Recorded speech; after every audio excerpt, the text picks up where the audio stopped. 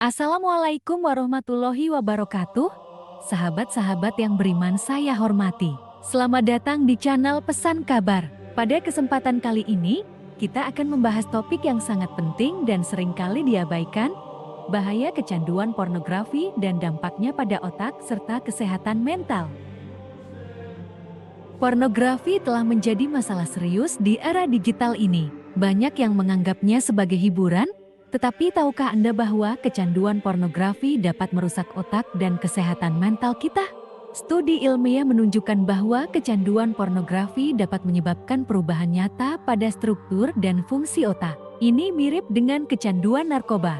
Beberapa bagian otak yang terpengaruh termasuk nucleus accumbens, bagian otak yang terkait dengan sistem reward. Paparan berulang terhadap pornografi dapat menyebabkan pelepasan dopamin berlebihan, sehingga membuat otak terbiasa dengan stimulus tinggi dan mengurangi sensitivitas terhadap kenikmatan normal.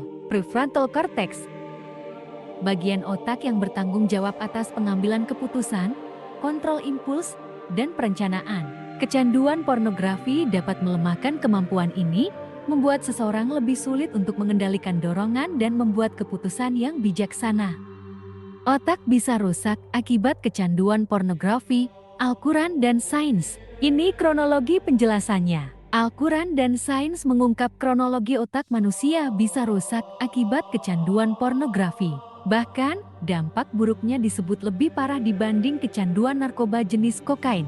Diketahui bahwa perkembangan teknologi dan informasi memang telah membantu kehidupan umat manusia. Tapi, kemajuan itu ibarat dua sisi mata pisau, karena kehadirannya juga menyerat manusia pada kemaksiatan, misalnya pornografi. Tontonan yang dianggap menyenangkan dan penuh rangsangan ini ternyata bisa membawa dampak yang sangat berbahaya untuk otak, terlebih lagi bagi mereka yang masih berusia belia atau muda.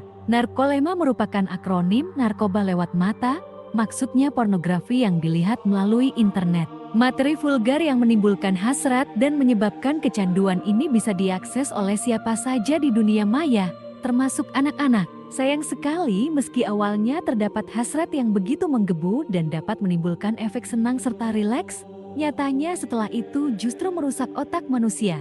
Kitab suci Al-Quran sendiri sudah menjelaskan dampak bagi mereka yang suka dengan konten pornografi. Allah Subhanahu wa Ta'ala berfirman, "Dan janganlah kamu mendekati perbuatan yang keji, baik yang terlihat ataupun yang tersembunyi." Al-Quran Surat Al-An'am, ayat 151. Maksud dari potongan ayat tersebut adalah zina. Penting dipahami bahwa zina tidak selalu hubungan seksual, tetapi ada juga zina kecil, seperti hal-hal yang kurang baik yang akhirnya memunculkan hasrat seseorang. Itulah yang terdapat dalam pornografi. Narkolema menurut sains. Beberapa peneliti sudah terang-terangan menjelaskan efek narkolema yang ditimbulkan pornografi. Salah satunya adalah pornografi menjadi hal yang menyumbang kebodohan nomor satu di dunia. Pornografi yang terus-menerus ditonton oleh mata pada akhirnya menyebabkan kecanduan alias adiksi yang pada akhirnya membuat jaringan otak mengecil dan fungsinya terganggu. Hal ini sebagaimana penjelasan ahli bedah saraf dari Rumah Sakit San Antonio, Amerika Serikat Dennett Leber Hilton Jr. Penyusutan otak yang memproduksi dopamine atau zat yang memicu kesenangan itu dapat menurunkan kerja zat kimia yang berfungsi untuk mengirimkan pesan yakni neurotransmitter sehingga hal itu melemahkan fungsi kontrol. Inilah yang membuat orang-orang yang kecanduan pornografi tak bisa mengontrol perilakunya, jelas Dr. Hilton. Lebih lanjut, Dr. Hilton menjelaskan bahwa pornografi adalah hal yang menyumbang kebodohan terbesar di dunia. Hal ini seiring penurunan fungsi dan kerusakan otak akibat kecanduan pornografi yang ia sebut lebih parah daripada kecanduan zat narkoba sungguhan yakni kokain.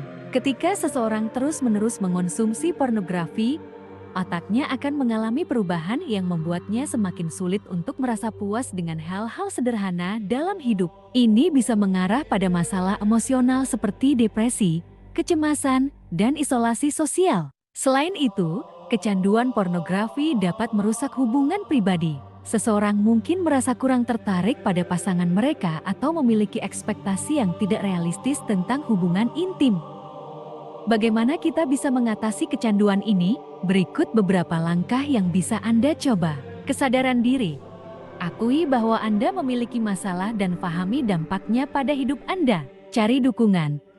Bicarakan dengan teman, keluarga, atau profesional tentang masalah Anda. Dukungan sosial sangat penting. Ganti kebiasaan. Temukan kegiatan positif yang dapat menggantikan waktu yang biasanya Anda habiskan untuk menonton pornografi. Buat batasan teknologi. Gunakan alat dan aplikasi yang membantu Anda mengontrol akses ke konten pornografi, terapi, dan konseling. Jangan ragu untuk mencari bantuan dari profesional jika Anda merasa kesulitan mengatasi kecanduan sendiri.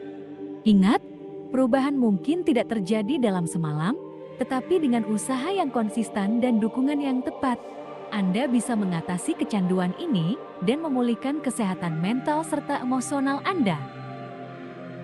Terima kasih telah menonton video ini sampai habis, sahabat-sahabat. Semoga informasi yang kami sampaikan bermanfaat dan dapat membantu Anda atau orang-orang di sekitar Anda. Sampai jumpa di video berikutnya. Wassalamualaikum warahmatullahi wabarakatuh.